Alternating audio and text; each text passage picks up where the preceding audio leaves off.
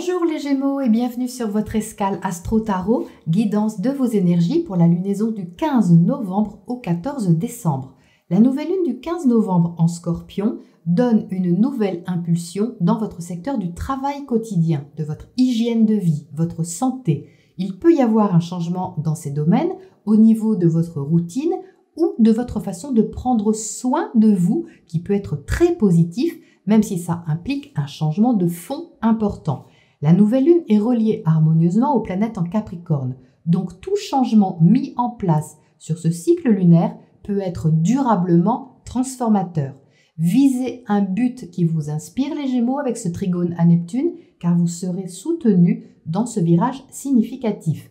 Pluton maîtrise cette lunaison et sa conjonction à Jupiter pousse à officialiser un changement. Jupiter apporte un effet loupe sur ce qu'il y a à transformer et ce avec beaucoup de lucidité. La première semaine du cycle jusqu'au 21-22 novembre est une phase d'adaptation. Vous allez certainement comprendre ce qu'il y a à changer, à libérer pour pouvoir être davantage vous-même au quotidien. Ça peut donc passer par une mise au point radicale et libératrice ou encore un changement de point de vue peut-être soudain.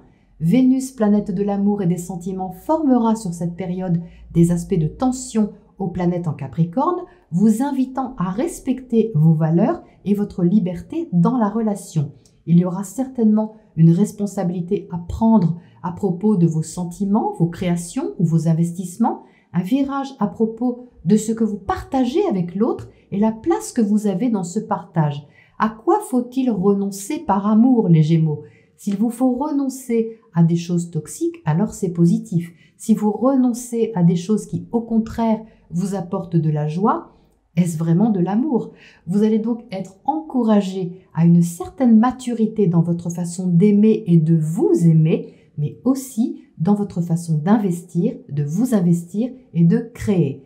Vénus va ensuite entrer en Scorpion le 21, ce qui va donner plus de profondeur et d'intensité à vos relations, mais aussi plus de détermination à apporter de la valeur à votre vie de tous les jours. Les échanges que vous aurez entre le 22 et le 30 novembre seront profonds et constructifs. Si vous avez une situation à analyser, à comprendre, vous aurez ici un intellect aiguisé pour voir ce qui se passe sous la surface et aussi en vous. La pleine lune du 30 novembre, c'est pour vous. Elle sera dans l'axe Gémeaux-Sagittaire et la lune sera éclipsée, ce qui augmente l'importance de son message à votre égard.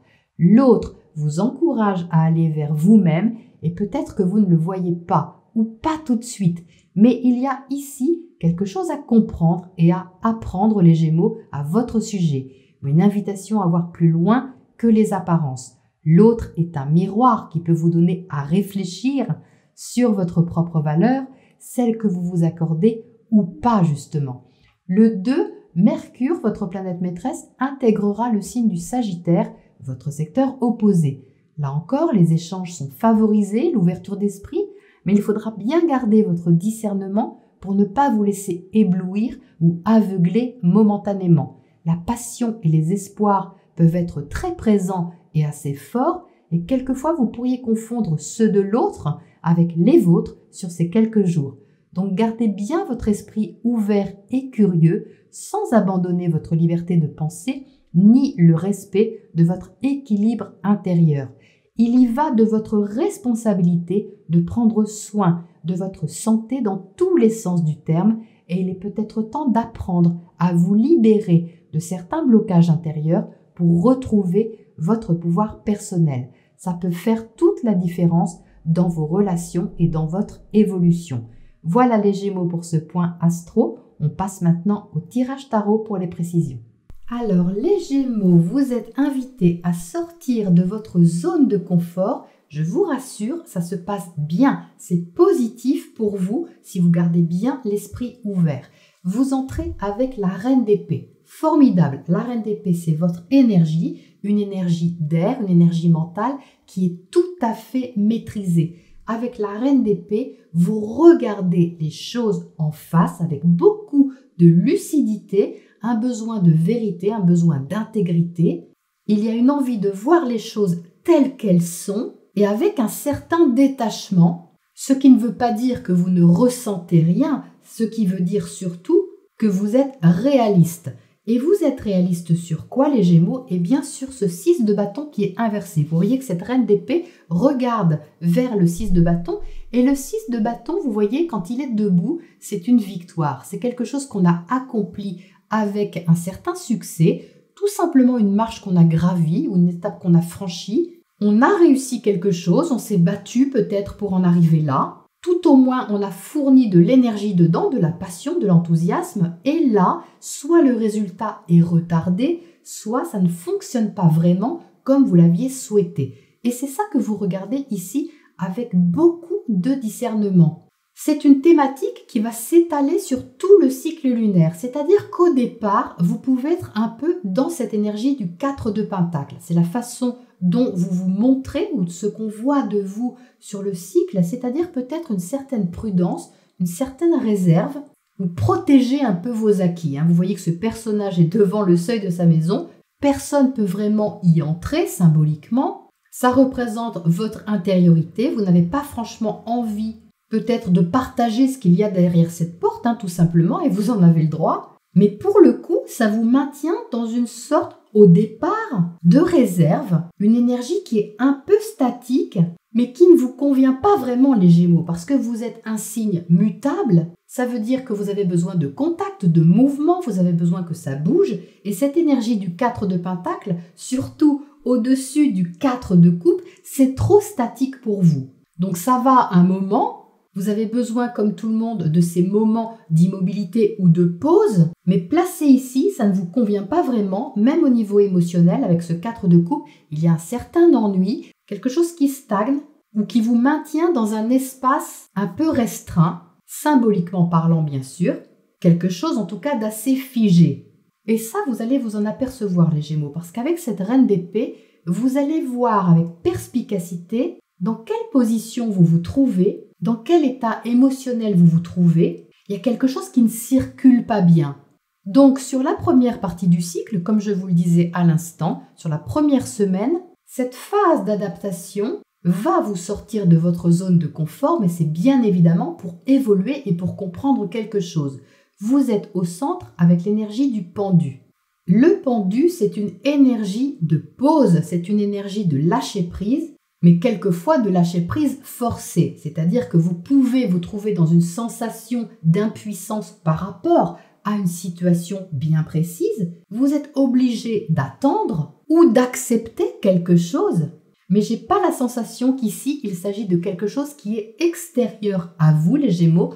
Je pense que c'est quelque chose qui est plutôt intime, parce que ce pendu, il est au cœur de vous. Et donc il n'est pas évident que quelqu'un d'autre le voie. Et qu'est-ce qui vous invite à faire, ce pendu au centre? Eh bien, il vous invite à changer votre angle de vue.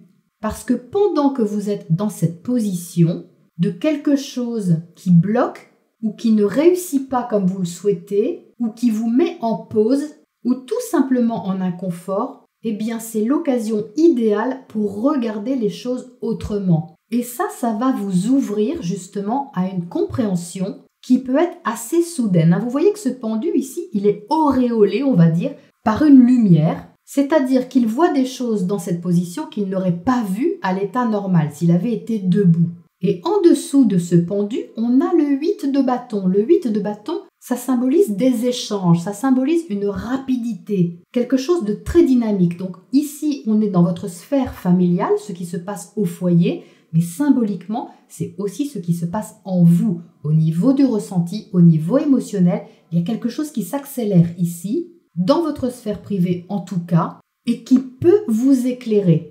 Donc ça peut être une conversation que vous avez avec quelqu'un qui vous est cher et qui va faire avancer votre réflexion et votre point de vue sur quelque chose, qui va même peut-être changer votre façon de voir ici quelque chose qui bloque. Et on est bien ici dans une notion d'équilibre et de partage au niveau relationnel, c'est-à-dire qu'ici, vous voyez ce pendu, il est entre deux cartes de Pentacle, le 4 et le 6. Le 6 parle de juste partage. Et justement, cette carte se trouve dans votre secteur relationnel. Donc, comme je vous le disais à l'instant, est-ce que ce que vous partagez avec l'autre est équitable? Que ce soit au niveau amical, que ce soit au niveau amoureux, au niveau associatif, au niveau professionnel, peu importe, une relation en particulier doit vous poser question à mon avis et vous êtes invité à regarder les choses autrement pour voir ce qui cloche. Il y a quelque chose à rétablir ici et ce quelque chose, les Gémeaux, ça tient à vos valeurs. Avec les pentacles, on touche aux valeurs, la valeur que vous vous accordez. Et on ne parle pas ici forcément de finances. On parle de ce qui vous tient à cœur, de ce qui compte pour vous. Il y a quelque chose ici qui n'est pas déployé, les Gémeaux, qui n'est pas déployé à sa juste valeur. Et ça parle de vous. Soit c'est quelque chose que vous n'avez pas exprimé, soit c'est quelque chose que vous n'avez pas montré, que vous avez peut-être retenu et qu'il est temps maintenant de faire avancer et de libérer. Vous avez ce chariot ici dans votre secteur affectif, mais aussi ce qui représente votre quotidien. C'est-à-dire que la façon de mener votre vie, de prendre les rênes, vous voyez, de ce chariot, elle doit ici correspondre davantage à votre nature profonde.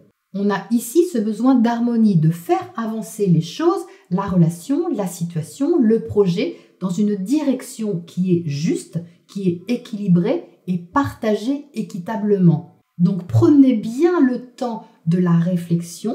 Cette lunaison en Scorpion va vous permettre d'aller au fond des choses. C'est justement tout l'intérêt du Scorpion, c'est d'aller voir sous la surface, de prendre le temps d'aller voir justement pour faire renaître quelque chose de plus vrai.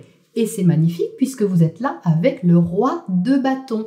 Donc ça, c'est superbe, puisque le roi de bâton, c'est du feu, c'est de l'énergie, c'est de la passion, de la créativité et c'est surtout une énergie qui est déployée. Donc votre évolution, les Gémeaux, elle se trouve ici avec ce roi de bâton, c'est-à-dire de retrouver votre pouvoir personnel, votre pouvoir de créer, votre pouvoir d'aimer et surtout de vous affirmer tel que vous êtes. Le roi de bâton à côté du 6 de bâton inversé, c'est sublime comme résilience, puisque vous passez de quelque chose qui a bloqué ou qui n'a pas franchement réussi comme vous le souhaitiez, ou empêché pour une raison ou une autre, mais certainement une bonne raison au final, et vous voyez que sur ce cycle, votre ouverture d'esprit peut vraiment rétablir une position affirmée, libératrice pour vous, et surtout dynamisante, parce qu'il ne faut pas oublier que le roi de feu, c'est très vivant, c'est très dynamique, donc c'est une énergie qui est très compatible avec vous.